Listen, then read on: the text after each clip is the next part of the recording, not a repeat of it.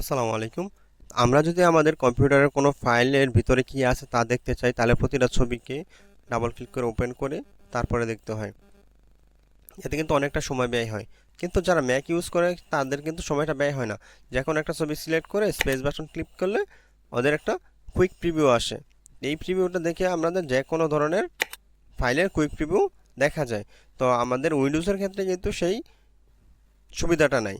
তো এই সুবিধাটা করার জন্য আমরা একটা সফটওয়্যার ব্যবহার করতে পারি, তা হলো কুইক লুক।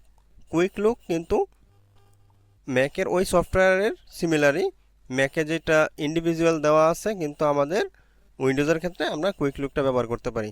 এই সফটওয়্যারটি ইনস্টল করে আমরা যে কোনো ফাইলের উপরে ক্লিক করে স্পেস বাটন চাপটা ধরে রাখবো, আমাদের ফাইলের ভিতরে কী আছে তার একটা কুইক প্রিভিউ আসবে। আবার স্পেস বাটন ছেড়ে দিলে প্রিভিউটা চলে যাবে। যে কোনো ধরনের ফাইলেরই একটা কুইক প্রিভিউ আমরা পেয়ে যাব। এমনকি ভিডিওরও একটা স্টার্ট। ওকে। কুইক প্রিভিউ আসে। তো যারা উইন্ডোজ ইউজ করেন তাদের জন্য দরকারি একটা সফটওয়্যার এটা।